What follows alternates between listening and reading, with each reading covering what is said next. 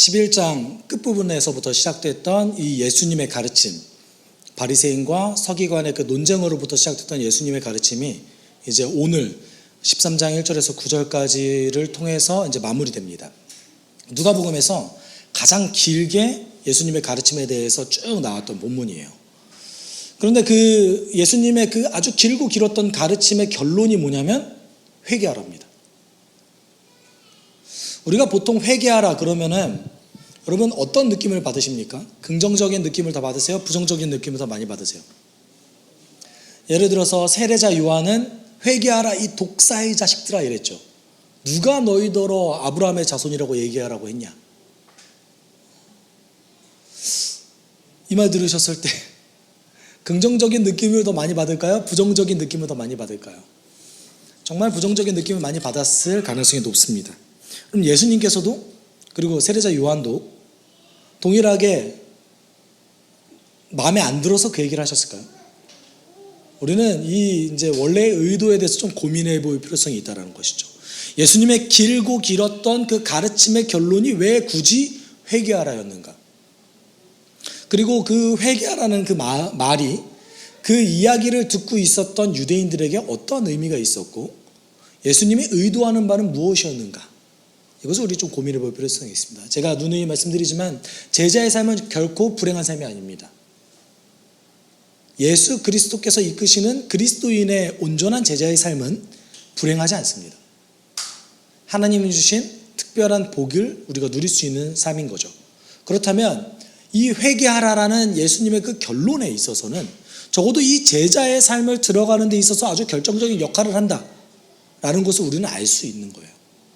우리가 오늘 본문을 함께 살펴보면서 그렇다면 도대체 회개하라는 이 예수 그리스도의 그 마지막 결론부가 어떤 의미를 가지고 있는가를 한번 살펴봤으면 좋겠습니다. 우리가 지난주에 하나님께서 일하시는 특별한 시대, 예수 그리스도께서 이 땅에 오셔서 일하시는 시대가 아주 특별한 시대죠. 겨우 3년밖에 안 있었어요. 물론 정확하게 그 시간이 3년이냐 이거는 정확히 알 수 없습니다. 추정하기에 3년이에요. 짧은 시간이죠. 이 짧은 시간 동안 하나님께서는 아주 특별하게 일하셨습니다. 그리고 이 시대는 그 시대는 어떤 시대예요? 영적 분별력이 필요한 시대였어요. 이렇게 가르침을 내리고 있었던 예수님께 몇몇 사람이 와서 어떤 한 사건에 대해서 이야기합니다. 그 사건이 뭡니까? 1절이죠. 바로 그때 몇몇 사람이 와서 빌라도가 갈릴리 사람들을 학살해서 그 피를 그들이 바치려던 희생제물에 섞었다는 사실을 예수님께 일러드렸다라고 말씀드렸습니다.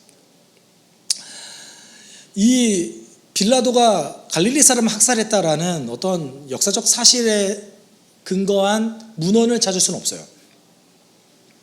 증거는 없습니다. 그런데 여러분 이스라엘 민족은 유대 민족은 지배를 받는 민족 아니었습니까? 그렇기 때문에 역사서 가운데 유대 민족들이 학살당했다라는 기록들은 많이 찾을 수 있어요. 예를 들어서 AD 36년에는 사마리아인이 그리심산에서 습격을 당해서 죽었고요. 그리고 BC 4년에는 아켈라오에 의해서 유대인 3,000명이 죽었어요. 그리고 하스모니안 왕조 때는 알렉산더 얀네우스라는 왕이 그 지도자가 유대인 6,000명을 학살했습니다. 이게 이제 요세푸스라는 그 유대 역사가가 기록된 문헌에 기록되어져 있는데요. 그 알렉산더 얀네우스가 6,000명을 학살한 이유가 뭐였냐면 길 가다가 자기가 어떤 그 열매에 맞았어요. 누가 던진 열매에 맞았어요. 그래서 이제 기분이 나빠서 장막절에 그 일이 벌어졌거든요. 그래서 장막절에는 유대의 가장 큰 행사이기 때문에 많이 모이는데 그 가운데 6,000명을 학살했습니다. 그리고 빌라도 시절에는 예루살렘에 수로를 건설하는데 그 수로를 건설하다가 노동 인부를 학살하는 일도 벌어졌습니다. 그렇다면 1절에 나온 이 내용은 적어도 아마도 그 갈릴리 지역에서 살고 있던 유대인이 유월절을 지키기 위해서 예루살렘을 올라가던 중에 빌라도에 의해서 학살당한 것으로 보입니다. 빌라도는 생각보다 이런 일들을 종종 벌였는데요. 기록된 문헌에 의하면 그 AD 39년 이후에 그 황제가 자기가 신이라고 이제 얘기하면서 자신의 조각상을, 자신의 동상을 세계 곳곳에다가, 로마 곳곳에다가 지으라는 명령을 내렸어요. 그래서 유대 가장 성지였던 예루살렘의 그 조각상이 들어선 거죠. 죄송합니다. 제가 알러지가 좀 있어서. 네. 그래서 그거를 항의하러 가이사라를 찾았던 이제 사람들을 학살하는 사건도 벌어집니다. 이건 기록되어져 있어요. 아마도 유월절에 관련된 어떤 순례자를 죽인 것 같아요, 빌라도는. 그런데 이제 희생제물에 피를 섞었다라는 것은 어떤 느낌일까요? 예수님 시대의 가장 저명한 학자 중에 한 명이었고 유대인이었던 알렉산드로의 필로라는 사람은 그의 책이었던 특별법에 관하여라는 책이 있습니다. 그 책에서 어떤 말을 기록하냐면 희생제물과 성전에서 죽임당한 사람의 피가 섞이는 것이 너무나 부당하다라는 것을 이제 자신의 책 속에서 기록을 해요. 이 말은 다른 말로 하면 그런 일들이 실제 존재했다라는 것이죠. 그 유대인들이 희생제물을 본인 스스로 이제 가지고 가는 경우가 많이 있었습니다. 물론 성전 앞에서도 살 수 있었지만 그러면 비싸잖아요. 그러니까 이제 들고 가는 거죠. 그런데 그 순례객이 죽임당하는 거예요. 그러니까 그 자신이 가장 순결하다고 생각했던 희생제물과 그 사람의 피가 섞이게 되는 거죠. 이것이 너무나 부당하다. 그러니까 종교적으로 봤을 때 너무 부당하다 이거예요. 우리를 부정하게 만드는 거 아니냐. 유대인들에게 이런 일들이 벌어질 때마다 유대의 사회는 아주 들썩들썩거렸습니다. 로마의 지배를 받는 그 상황 속에서 이제 우리나라 정말 독립해야 되는 거 아니야? 라는 생각이 아주 팽배하게 들을 수 있을 만한 사건이 벌어진 거죠. 그렇다면 이 질문을 도대체 왜 던졌을까요? 이 사건을 예수님께 왜 말했을까요? 의도를 우리는 분명하게 알 수는 없어요. 바리새인과 서기관과 같이 예수님을 시험하러 든 거일 수도 있겠죠. 그리고 또는 이 사건에 대해서 예수님은 도대체 어떻게 생각하십니까? 라고 물어본 거일 수도 있습니다. 여러분 어떤 것 같으세요? 저는 논평을 구한 거라고 생각합니다. 왜냐하면 시험하러 들었다면 기록했을 거예요. 시험하러 들었다고. 그리고 예수님은 그에 관련돼서 얘기하셨을 겁니다. 시험한 것은 아니고 도대체 이 사건의 의미가 무엇입니까? 라고 물어본 거죠. 왜냐하면 예수님께서 말세의 징조에 대해서 얘기하셨기 때문에 이것이 혹시 말세의 징조 아닙니까? 라고 이제 물어본 걸 수도 있겠죠.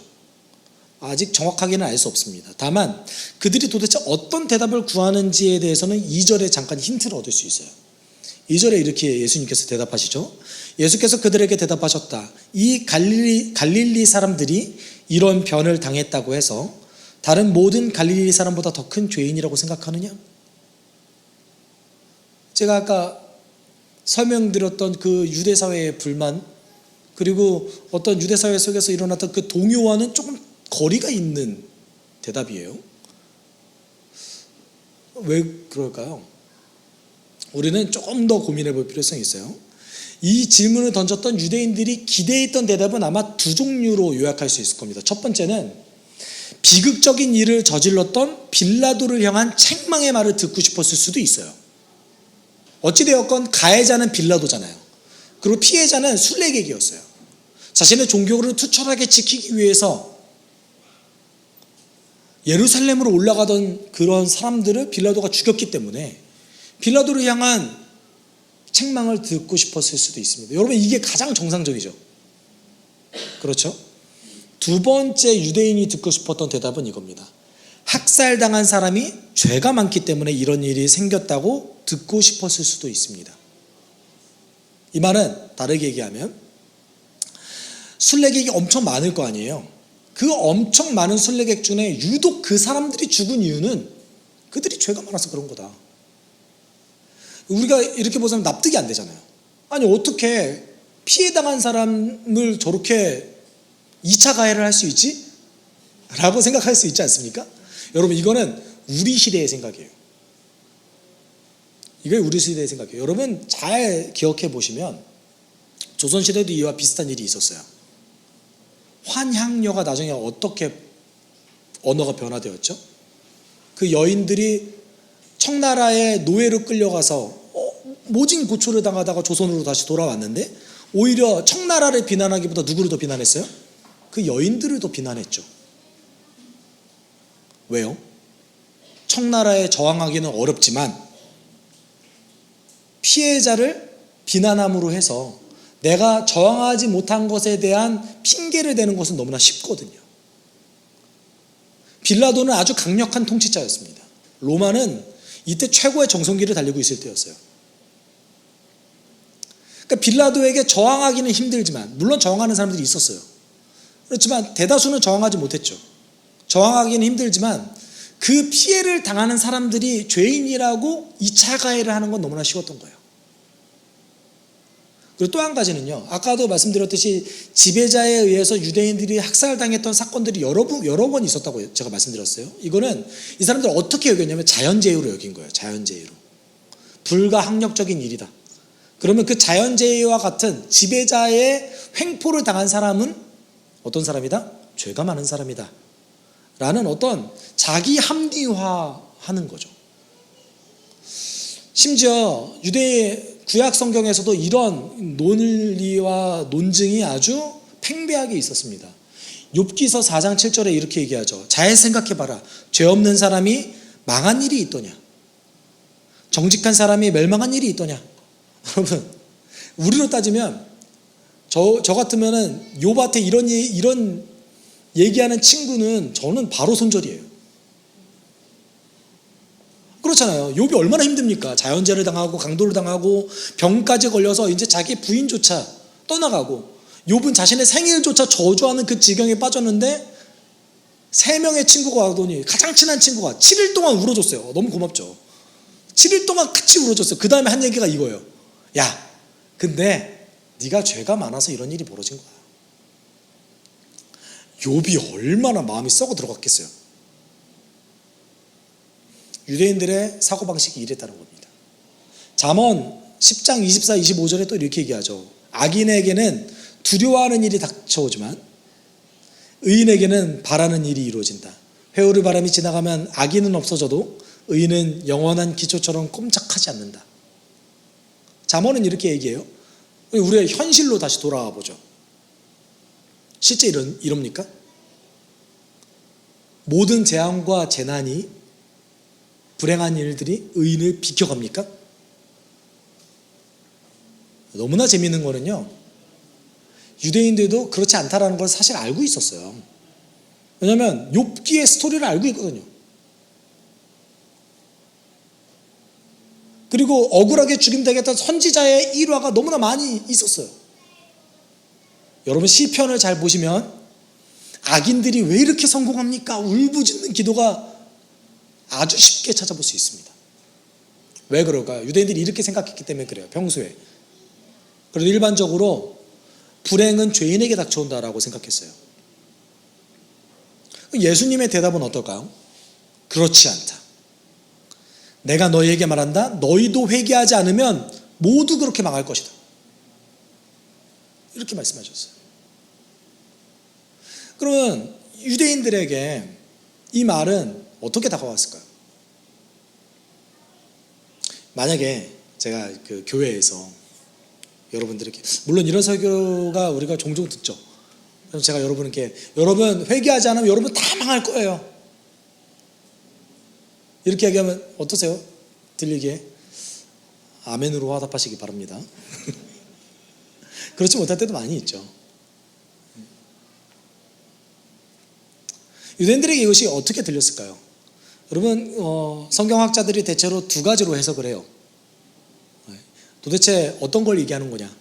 그래서 이렇게 얘기하는 사람도 있습니다. 첫 번째는 예수님은 AD 70년에 예루살렘 멸망에 대해서 경고하신 거다. 실제로 AD 70년에 예루살렘이 멸망합니다. 그리고 그때 대략 230만 명의 사람이 예루살렘 그 전쟁을 통해서 죽어요. 엄청난 숫자죠. 이 시대에 과연 이 숫자가 가능한가? 가능했어요. 왜 그랬냐면 로마가 기획했거든요. 하도 반란을 많이 일으켰던 유대인들이 AD 66년에 이제 반란을 본격적으로 일으켜요. 왜냐하면 그 로마 황제를 신성시했기 때문에 우린 이거 도저히 받아들일 수 없다.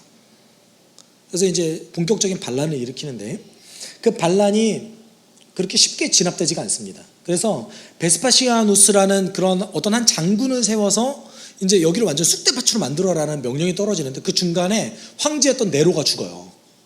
그래서 그 네로 대신에 이 사령관이 황제가 돼요. 그리고 그 사령관의 아들이었던 티투스 장군이 예루살렘을 포위합니다. 그런데 사방으로 포위하지 않고 문 하나만 열어줘요. 이유가 뭔지 아세요?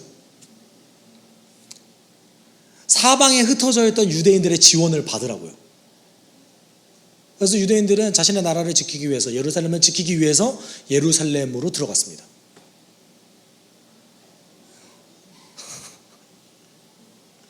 심지어 이때 어떤 일이 있었냐면 유월절을 전쟁 중에 그냥 지켰어요. 유월절에 순례객들이 다 오잖아요. 그러면 열어두었던 한쪽 문을 통해서 유월절을 지키기 위해서 예루살렘에 온 거예요.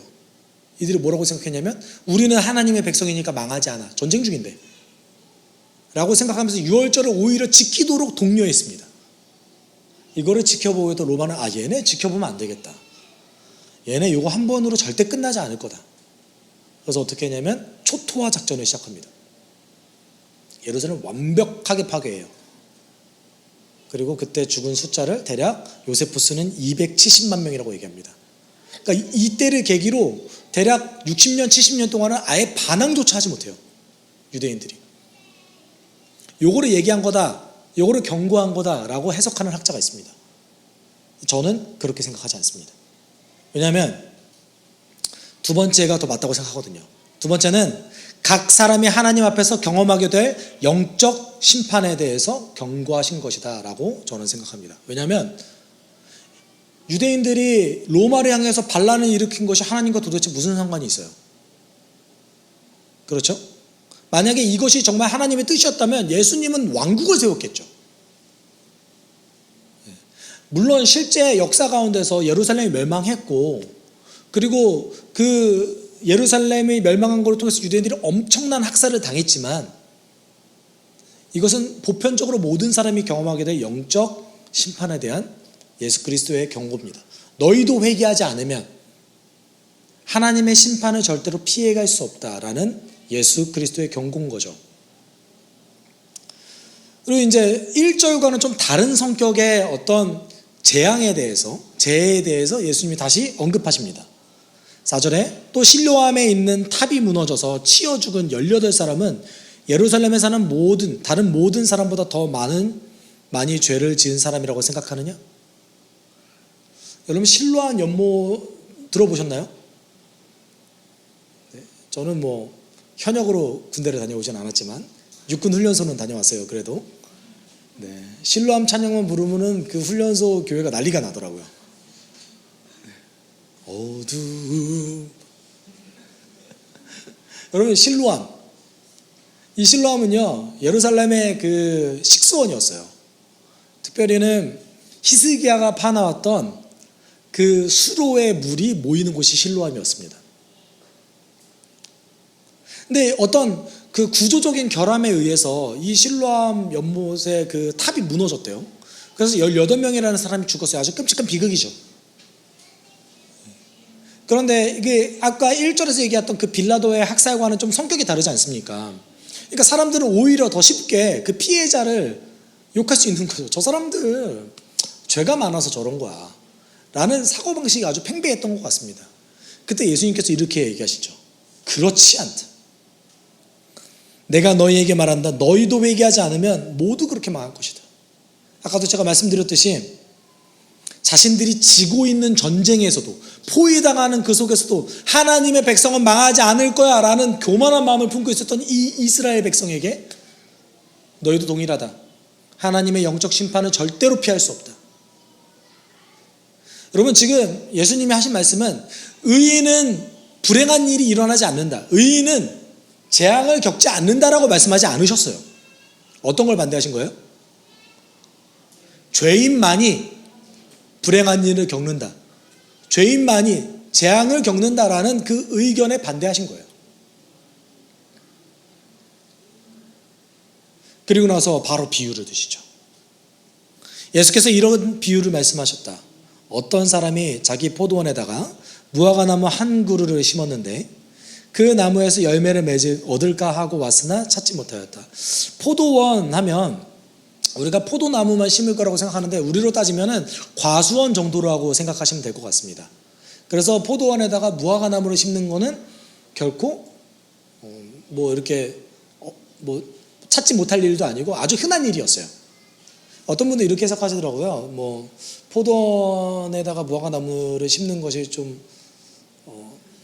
잘못된 거 아니냐. 그렇지 않아요. 네. 포도원은 약간 그 과수원 정도라고 보시면 되고요.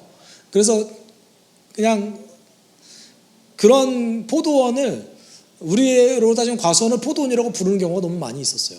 대체적으로 포도를 많이 심었기 때문에. 근데 무화과나무는요, 심으면은 다음 연도에 바로 열매가 생겨요. 포도나무는 한 3년 정도 기다려야 되거든요. 그래서 그 주인이 이 포도원에다가 무화과나무를 심었는데 열매를 먹지 못했습니다. 그래서 너무 화가 났죠. 7절에 이렇게 얘기해요. 그래서 그는 포도원지기에게 말하였다. 보아라, 내가 새해나 이 무화과나무에서 열매를 얻을까 하고 왔으나 열매를 본 적이 없다. 찍어버려라. 무엇 때문에 땅만 버리게 하겠느냐. 여러분 주인의 입장에서 생각해 봅시다. 열매를 맺지 못하는 무화과나무가 있어요. 그러면은 제가 생각했을 때 한 두 가지 문제가 있을 것 같아요. 첫 번째는 땅을 차지하는 문제죠. 오늘 본문에서 이렇게 얘기했듯이 의미 없는 땅을 차지하죠. 두 번째는 포도나무에게 가야 될 그 영양분을 그 나무가 먹어버릴 거 아닙니까? 그런 일들이 발생하는 거예요. 열매 맺지 못하는 이 무화과나무가. 그랬더니 포도원 지기는 다르게 이야기합니다. 그 주인에게 간청을 하죠. 그러자 포도원 지기가 그에게 말하였다. 주인님, 올해만 그냥 두십시오. 그동안 내가 그 둘레를 파고 거름을 주겠습니다. 그렇게 하면 다음 철에 열매를 맺을지도 모릅니다. 그때 가서도 열매를 맺지 못하면 찍어버리십시오. 여러분, 이때 얘기하는 그 1년이라는 시간, 1년을 유예받았어요. 이 1년이라는 시간은 두 가지 의미가 있는 것 같아요. 첫 번째는 이 무화과 나무에게 임박한, 이제 내가 죽을 날이 얼마 안 남았다, 임박한 심판의 시간인 거죠. 1년밖에 안 남은. 두 번째는 그동안 열매를 맺지 못했음에도 불구하고 1년이라는 기간을 더 준 주인의 인자함을 얘기하기도 합니다. 그러면 이 비유를 들었던 유대인들에게는 어떻게 해당될까요? 제가 생각할 때 아주 정확하게 이거다라고 얘기하기는 쉽지 않지만 적어도 예수님이 오셔서 사역하는 기간을 얘기하지 않을까. 우리로 따지면 우리의 생애 전체를 얘기할 수도 있겠죠. 중요한 건 뭡니까? 그동안에 있었던 그 시간보다 아주 짧은 시간만 남았다라는 거예요. 어떤 시간이요? 유예 기간이. 이제 심판이 임박했다라는 거죠. 근데 이 구절을 자세히 살펴보면 이게 헬라어 본문을 살펴보면 가정법이 두 개가 나오거든요. 만약에 이렇게 나와요. 그래서 만약에 열매를 맺으면, 그 다음에 만약에 열매를 맺지 못하면 이렇게 나오는데 어떤 것이 더 강조됐냐면 만약에 열매를 맺지 못하면이 조금 더 강조된 본문이에요. 이 말이 뭔 말이냐면 이 포도원 지기조차도 열매를 맺는 것이 쉽지 않을 것이라는 것을 더 가정한다는 얘기인 거예요. 우리로 따지면 여러분 평생 동안 회개하지 못했던 사람이 갑자기 변화돼서 회개할 수 있나요? 쉽지 않죠. 근데 그럼에도 불구하고 하나님이 인자하신 이유는 어떤 계기를 마련해 주셨다는 거예요. 그게 뭐예요? 예수 그리스도께서 오셨다는 거죠. 이게 이제 마지막인 거예요.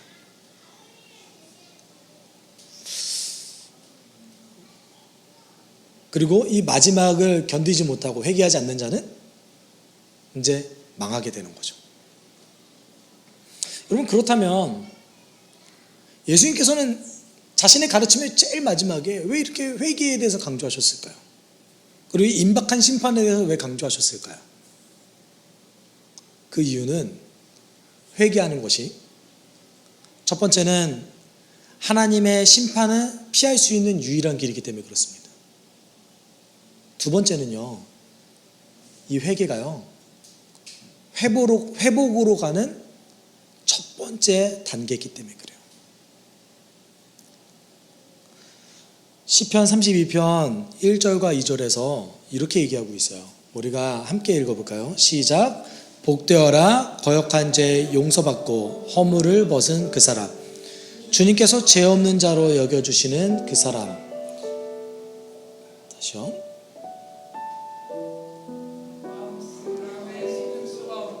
그 사람, 그는 복되고 복되다.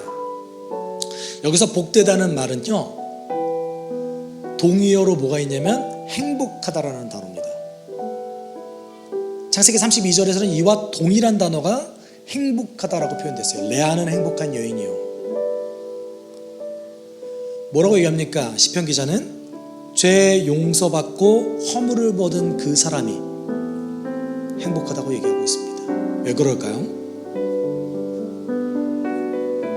이제 하나님의 인도하심이 우리가 회개함으로 낮아짐으로, 내가 구원자가 필요합니다, 내가 예수가 필요합니다, 이렇게 인식함으로 하나님의 인도하심이 시작되기 때문에 그래요.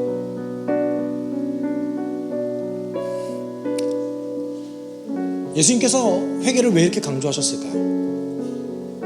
여러분, 구약 성경은요, 세 단계에 대해서 얘기해요. 어떤 거 얘기하면 처음에 회개를 해요. 회개를 한 다음에 하나님이 이끄시는 길로 다시 돌아갑니다, 구약 백성들이. 그리고 나서 회복이 오기 시작해요.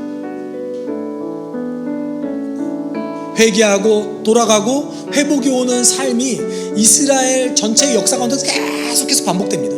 사사기가 그것을 너무 잘 얘기하고 있고요, 소서지서도 그 내용에 대해서 계속해서 얘기하고 있습니다. 하나님께서 왜 이 회복으로 가는 그 첫 단계의 단추를 회개로 얘기하셨을까요? 우리가 그래야 하나님의 인도하심을 온전히 받아들이기 때문에 그렇습니다. 우리가 그래야 삶의 방향성을 하나님께로 다시 돌릴 수 있습니다. 왜냐하면 우리가 회개할 때 우리 스스로의 판단력을 믿지 않거든요. 그런데 우리는 정말 그런가요? 우리가 정말 그런지 한번 고민해 볼 필요성이 있습니다. 여러분, 누가복음은, 그리고 사도행전은 성령이 주시는 회개에 대해서 아주 크게 강조합니다.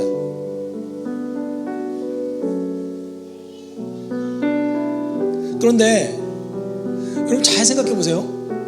우리가 그동안 들었던 수많은 그런 설교와 수많은 내용들 가운데 상당수 많이 차지하는 것 중에 하나는 뭡니까? 어떻게 하면 복을 받을까? 복을 받는 방법에 대해서 계속 고민하고 더 누리기 위해서 고민하는 것이 교회 안에 팽배해져 있습니다. 우리가 정말 이 회개에 대해서 강조하고 있습니까?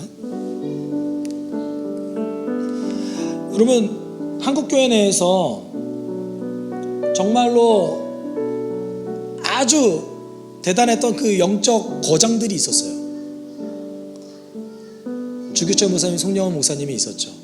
여러분, 그분들 억울하게 죽임당하셨어요. 왜 그런 길을 가졌을까요? 저는 확신하기는 그분들이 용서받은 죄인이라는 그 확신 가운데 주님 주신 회복의 길을 걸어갔기 때문에 날마다 그분들 삶에 그것이 있었기 때문에 가능했다고 생각합니다. 요즘 우리가 그 길에 대해서 강조하고 있습니까? 회개는 하나님의 소명의 길로 우리를 인도합니다. 여러분, 참 이상하죠? 여러분, 교회 안에서 은혜 받으실 때 남 잘 되는 얘기 듣고 은혜 받으세요?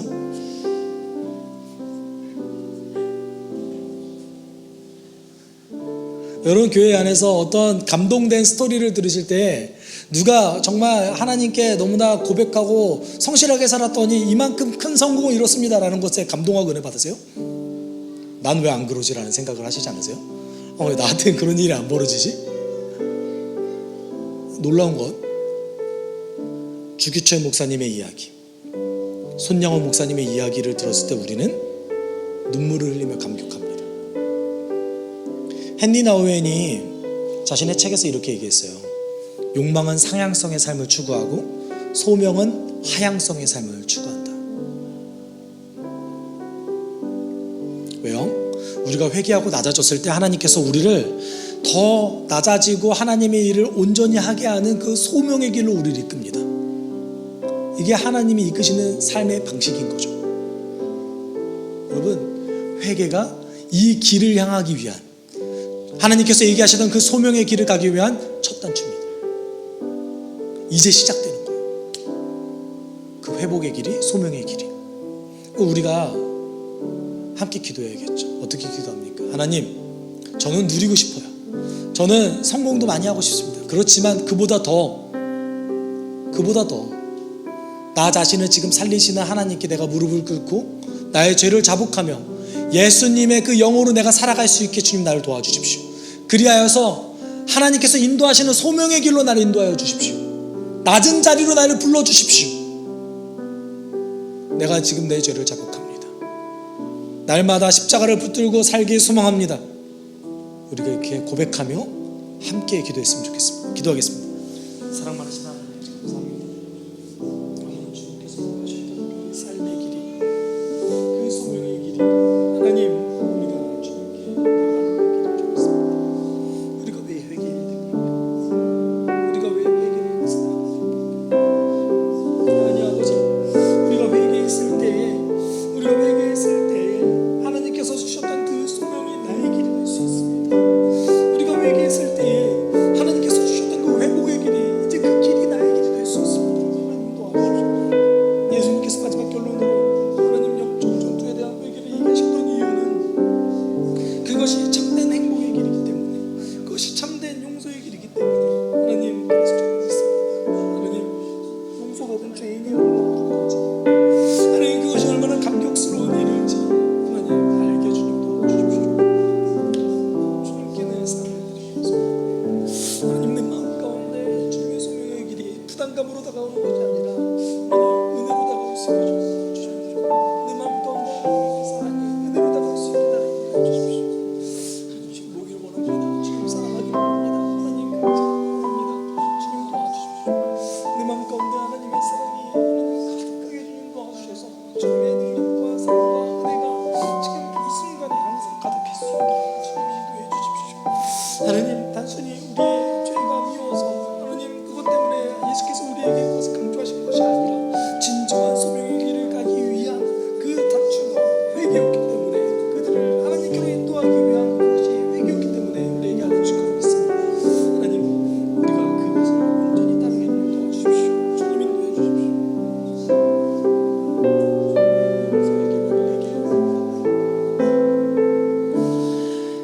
사랑이 많으신 하나님 아버지, 주님께서 주셨던 용서받은 죄인의 하나님 회복의 길로 가기 위해 우리가 우리의 죄를 고백하고 예수 그리스도의 그 십자가 은혜를 다시 한번 받아들여야 됩니다. 주님, 우리를 인도하여 주셔서 그 삶이 얼마나 행복한지, 주님의 소명의 그 길이 얼마나 복된 일인지 알 수 있게 주님 도와주옵소서. 하나님, 회복으로 가는 길이 우리의 낮아짐을 통하여서 우리의 죄를 주님께 다 맡겨드리고 예수 그리스도의 은혜만을 구하는 것을 통해서 이루어질 줄 믿습니다. 우리 한 주간의 삶이 그러길 소망합니다. 우리의 한 주간의 삶이 용서받은 죄인의 행복한 삶으로 가득 차길 소망합니다. 우리를 인도하여 주옵소서. 모든 것 감사드리며 거룩하신 예수 그리스도의 이름으로 기도드립니다. 주 예수 그리스도의 은혜와 하나님의 사랑과 성령의 교통하심이 오늘도 용서받은 죄인으로 복된 길을 가기 원하는 숲속교회 성도들 위해 함께 있을지어다. 아멘.